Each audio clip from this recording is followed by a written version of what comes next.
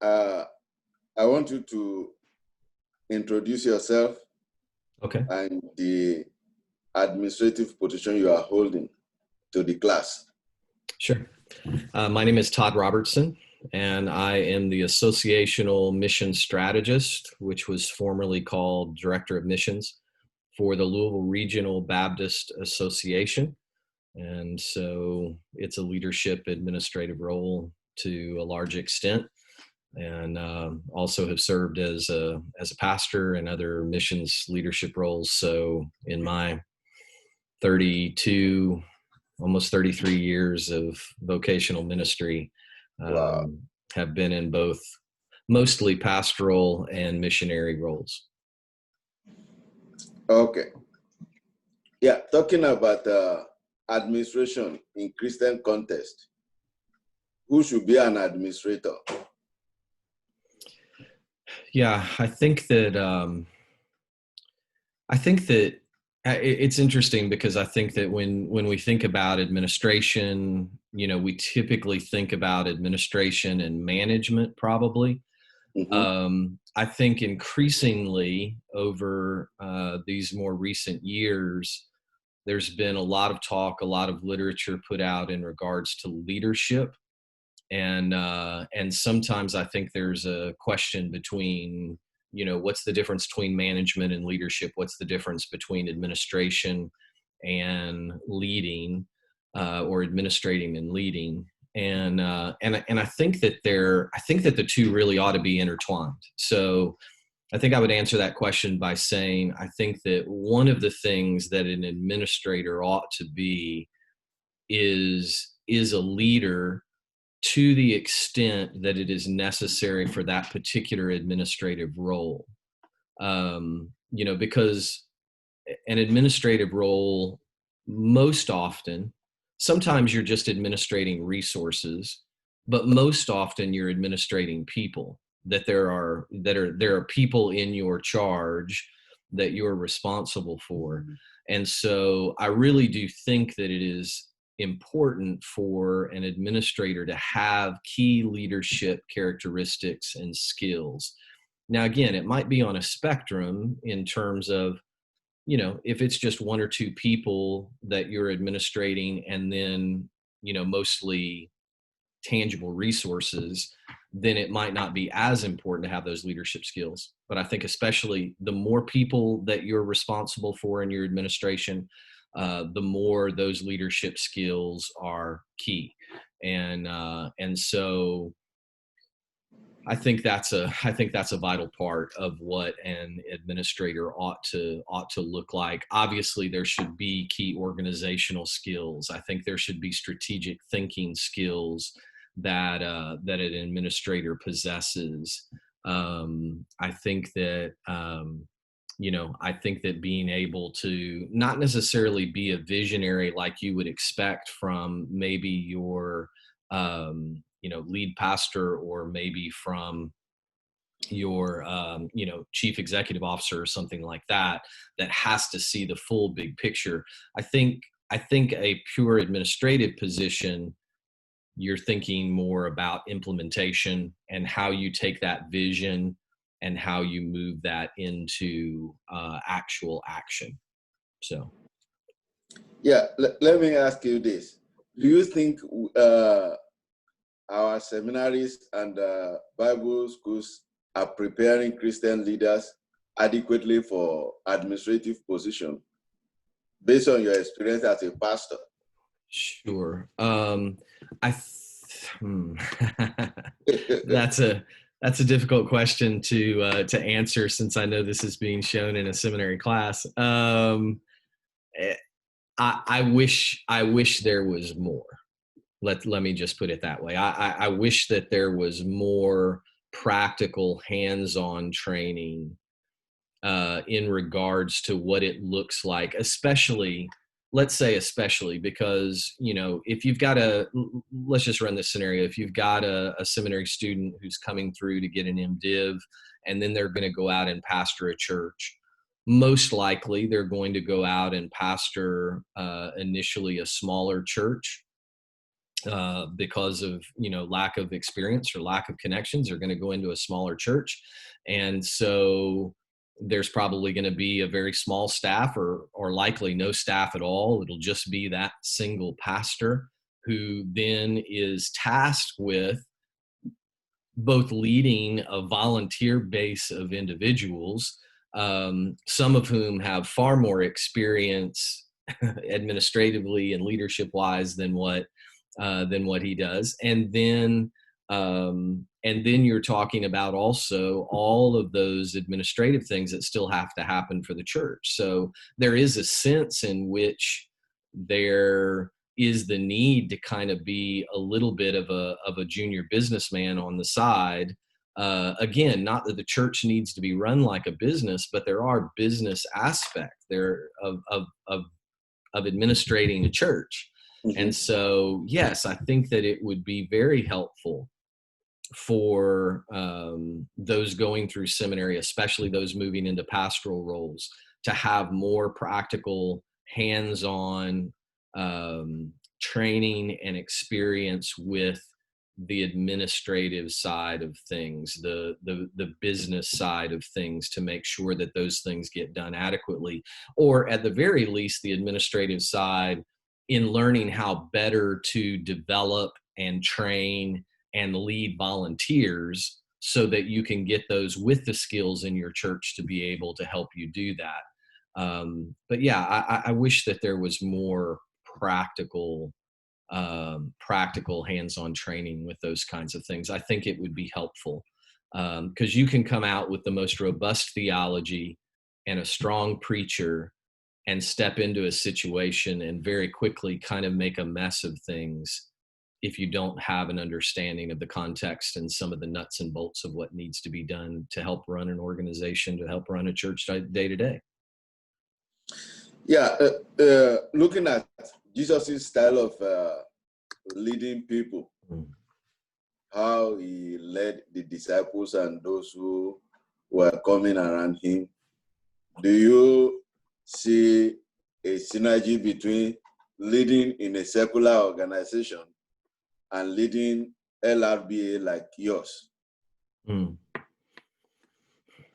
Yeah, I mean, I think the difference between leading in a secular organization and leading a ministry setting like LRBA, the difference is the bottom line, right?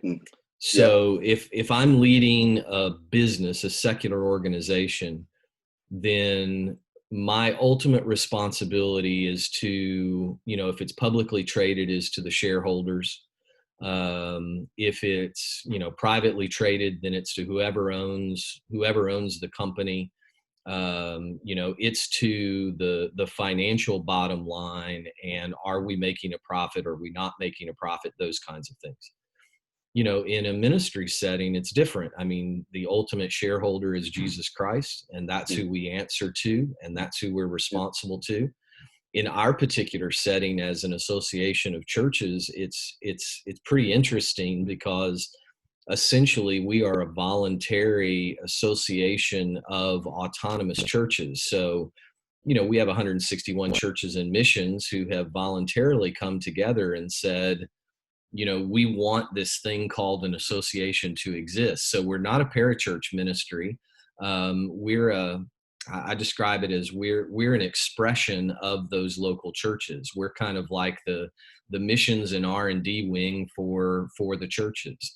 And so we ultimately answer to Christ and to be faithful to his calling, to what we're there for. But then we answer to the churches. We answer to the representative leadership of the churches. So we have an executive board that comes together quarterly. We have an annual meeting where messengers from all of the churches have a say. We have an administrative committee and other committees that help us to do the day-to-day stuff ongoing. We have a very small staff, but ultimately we answer to the church, and our criteria, our matrix for success is not just that we have a bunch of money in the bank or that we're running on budget.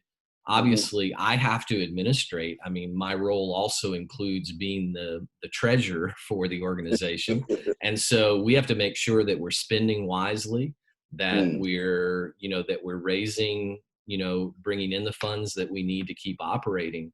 But, ultimately our goal is, not just to line the pockets of the association in any way, but our goal is to have an impact on lostness in the region, in the Louisville region. And so, so we measure success differently. So I think that affects how you administrate, right?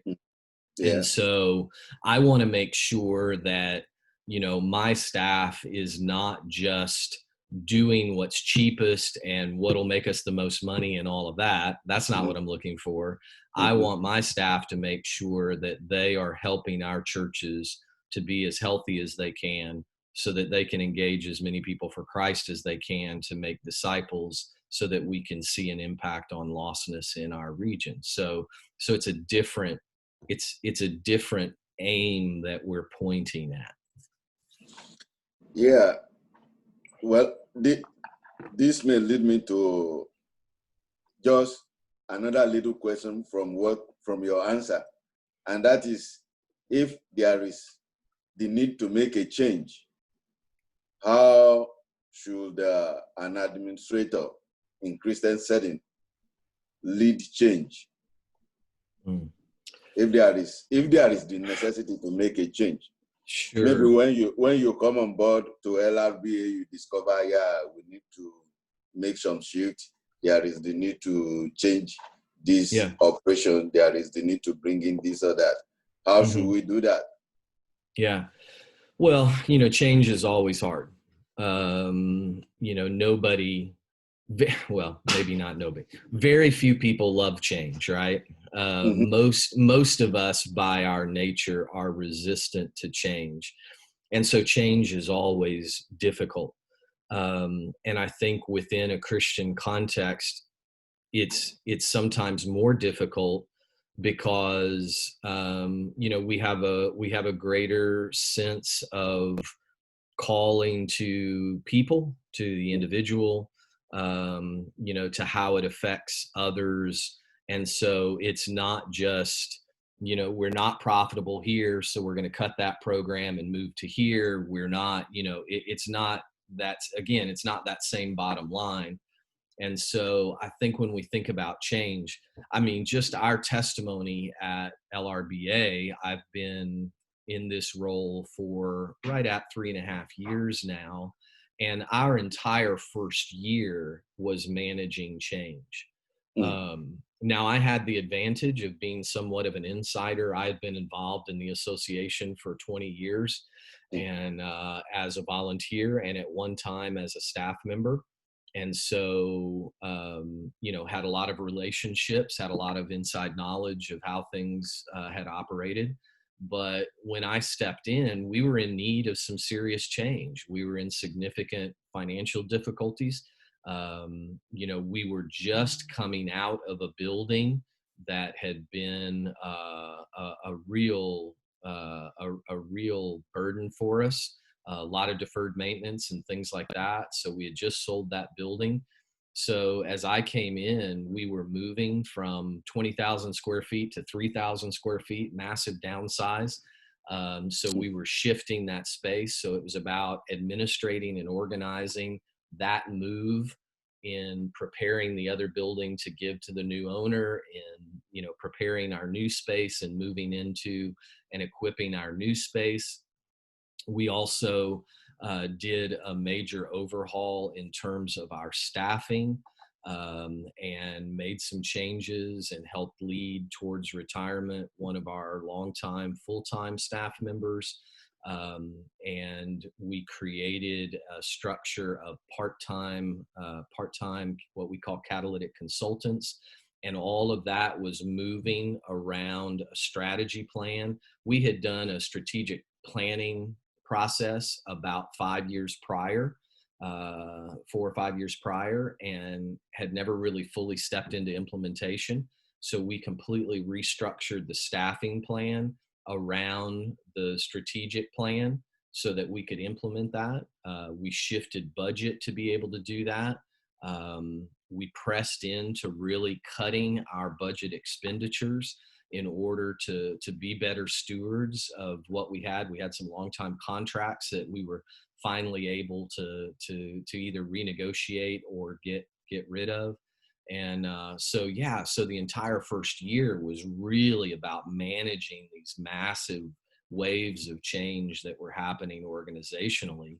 And I think the important thing in that was to communicate, making sure that I was communicating with staff, that I was communicating with the administrative committee, with the executive board, that I was making it clear why we were doing what we were doing, the steps that we were going to take towards that, making sure that individuals that were affected by the change knew what was going on and understood our heart for what we were doing, and that I was listening well to receive their feedback, pushing towards, this is our vision, this is the direction that we're going, and so we need to realign these things in order to achieve that vision. So I think all of those things are important aspects of when we're making those kinds of changes. We prayed a lot. We sought the Lord to say, God, what do you want us to do to be most effective? Because again, we look at it from the perspective of every dollar that we spend is a mission dollar. Every dollar that we spend is a dollar that the churches of our association have taken out of their ability to spend, have given it to us to say, we believe that you are a kingdom investment. And so what I've emphasized over these 3.5 years and all of these changes is we want to be a ministry that has a kingdom return on investment. So ROI is still there, that return on investment, but it's a different kind of investment and it's a different kind of return. It's there's an eternal return, but we want to be able to say your mission dollars are being spent to help impact lostness in Louisville, Kentucky. Yeah, because of our time, this class is an administrative class student. And I want you to advise us as a student who is studying administration. What should we expect as Christians? Yeah. When we step to administrative roles? Sure. Well, again, I think context is going to be important. It'll depend on in what context you're administrating. Are you an administrator in a church? Are you an administrator in a Christian school? Are you an administrative in a nonprofit ministry? Are you an administrator in, secular business world? Wherever it is that God calls you to. And I think any of those can be a fulfillment of your ministry calling if you have a sense of calling towards administration. So I think one, to understand and to learn your context, to recognize what boundaries there are, to recognize what possibilities there are for you to, do your work. I think understanding, so most in purely administrative roles have leaders above them. So I think understanding who is leading you, to understand their vision, because primarily as an administrator under a leader, you have a responsibility to implement vision that they have set and direction that they have set. So figure out what it looks like to be in that second or third chair. Be content with that to recognize what that role looks like. I think it takes humility, frankly, to be in an administrative role, because again, we are working in both directions. We're taking direction and leadership from those above us, but we're also giving it to those that we're responsible for. And so I think it's important to have a posture of humility, a posture of, transparency and a certain amount of vulnerability. I think you've got to learn to be a good listener. If you can't listen well, then you can't administrate well. If you can't listen to the direction that's being given to you and listen to those that you're trying to lead to understand where they're at, and if they're understanding you, then you've got no shot. So work on your communication skills, including listening and how you share ideas and communicate things. And I think those are going to be key aspects to what you do. Thank you for your time and the experience and knowledge that you have shared with us today. Pray that the Lord will bless you as you lead LRBA and these Baptist churches. I'm very grateful to have this conversation with you today. Amen. God bless you. Thank you, Yemi. I appreciate it. Yeah. All right. Bye. Bye-bye.